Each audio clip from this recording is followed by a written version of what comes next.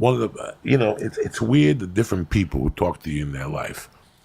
When I was selling cars in '87, about a month before I got arrested, I was out of control, Dean. Yeah. Like I was out of control on the blow. And I knew I had these guys at the dealership. I knew I was a good salesman. And I bought a car from them one day, and they hit me with like all these bills, additional bills. They tried to rob me.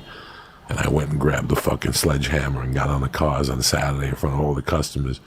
And I said, if I don't get my money in 10 minutes, I'm going to start breaking fucking windshields in here. So they gave me a check, and they sent me home for the day. Yeah. I remember I went home with this guy called Carlos Valverde. He got busted shortly after that for bank robbery. He was a beautiful Italian kid, Cuban Italian kid, or Puerto Rican Italian kid from Boston. And he was a bank robber at lunchtime. Like he would rob a bank at lunch, go to lunch, rob a bank with his friends, and then go back to work like nothing happened. Oh, man. But they were hooked on heroin, these guys. Yeah. I'll never forget one day, he gave me the ride home. He asked me if he could use the bathroom. And he was in there for fucking an hour. And when he came out, I could tell what heroin was. I'd been around it. But the point of the story is that when I went back to work that Monday, the owner called me in the office and he sat me down. He was this old, cool fucking white dude, country boy. And he looked at me, he goes, has anybody told you? He goes, you're one of my favorite people here. When I come to work in the morning, sometimes I just sit here and watch the monitors and watch you out there fucking around with customers, how you talk to them and stuff. Yeah. He goes, but anybody ever tell you you're just a born renegade? Jesus. And I fell in love with him. Yeah.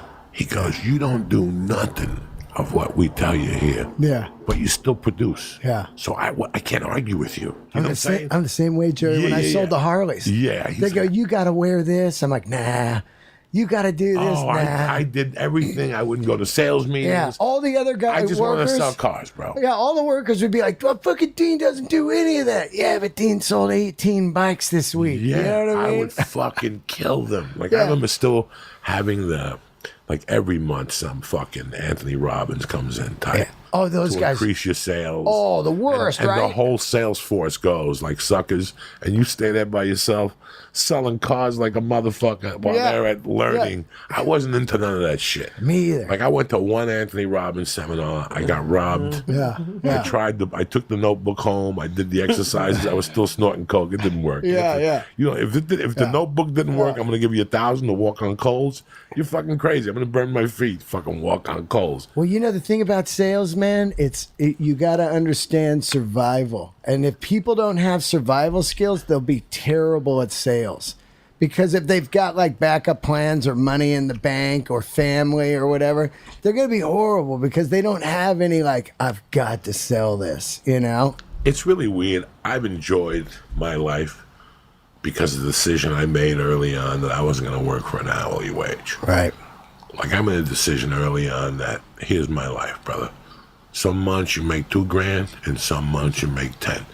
But I'd rather live that uncertainty than live under an income roof. Under a thumb. I did not ever want to have $15 an hour, $600 a week. I knew exactly what I was going to bring home every week.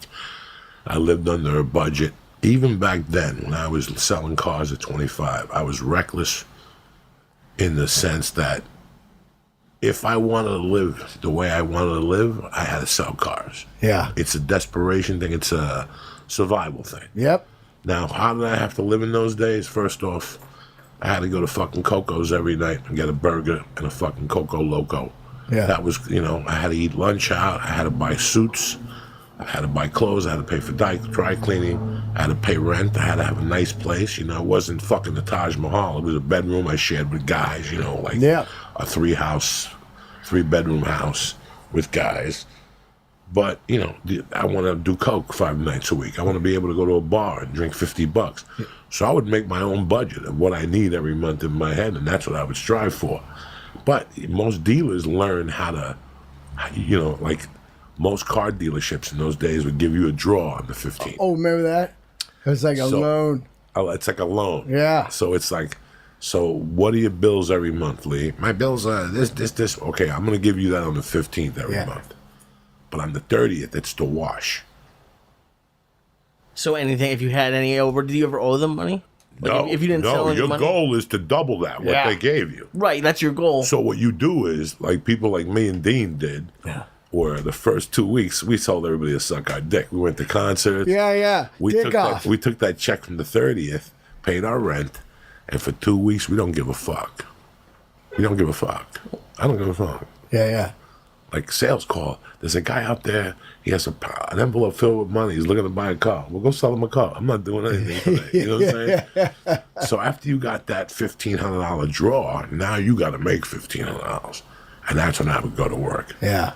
Because that's when people buy a car, the last 2 weeks of the month. Absolutely. The first week is when they go look, they kick tires. The look you lose. Unless they run into a salesman. Yeah. When I learned that term, when somebody tells you they're not buying a car for 6 months, and all of a sudden you call them up 2 days later, and they're like, I bought a car. And you're like, what? Yeah. And you're like, they ran into a salesman. Now I got to become a salesman. I was their friend. 100%. I opened the hood. I didn't try to close them because I thought, fuck you. After that, everybody got closed on the first try. Yeah. I berated you the first time in there because I knew I only had one shot at you statistically. Yep. Through the stats, I know I only got one shot at you. Yeah, there were a few people that you ask them one time, they back One in off. a million. And you back off, and then you take this coupon, and you take their name and give them a brochure, and you call them up, and they come back 2 weeks later with their kid and buy the car. Yeah, those people do exist. But 80% of the time, you got one shot at these fucking savages. That's it. So you gotta, you know what? Fuck all that nice guy shit. Be nice, and then before they leave, I had a friend, Tom Ohm. He was a loser. This guy was just a loser. Yeah. I was, we did a podcast a few weeks ago about comedy, and I really had to think about it before I came on here. And I remember when I got separated, I had a spare bedroom. I could not afford this place by myself. When my wife moved out, and I was first doing comedy, like my mortgage was out of fucking control compared.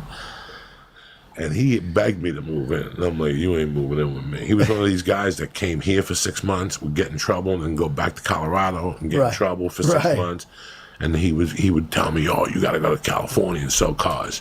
You fucking surf half the day and you sell cars the other half the day across the street. People come in and give you money for cars. By the way, let me $100 and I'll give it to you on Tuesday. You just came back from California. You were selling cars every day. Yeah. The guy was just Benny the Mooch, But that dude could sell a fucking car. Yeah. Yeah. Like his lifestyle was drinking, drugs. He could sell a car because his addiction. See, those guys that are addicted, they can sell. Yep.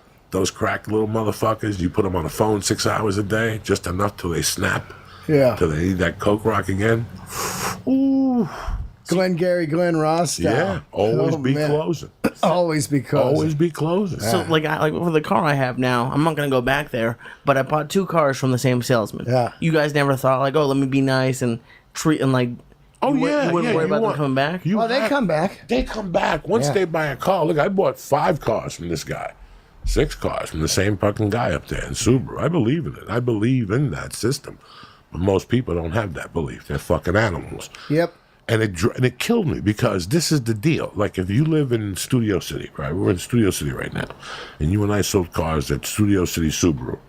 And you live in Burbank. And you come into Studio City to look at me. I'm a mom and pop operation. I can't do the same deal a big dealer downtown could do. Right. Like when you go down those streets and you see those big dealers like Van Nuys, they're selling 1,000 cars a month. They're selling 1,000 cars a month. So they'll take smaller deals. I hate those mooches. Yeah. That'll go across town and pay $300 cheaper for the same car. Oh. And then can't come to us for service. Yeah. Yeah. We'll tell you, you can come to us. Yeah, but yeah. we're going to put you last on the list. Yeah, yeah. It's going to take you 8 hours of service, and we're probably going to bang you out for something every time you come in for being a douchebag. I had this dick one time, Joey. He came in and rocked me for about 7 hours. And, let me see it again in the sun. It's blue or green. Do I want blue or green? All day out in the 110 sun of fucking Van Nuys. And then the next day he went to another place. What the fuck are you giggling about? Why did you like him? What did he do? He did an error. I knew a second ago, but now keep going from where you told it, because then. Okay. You know that little forehead you got?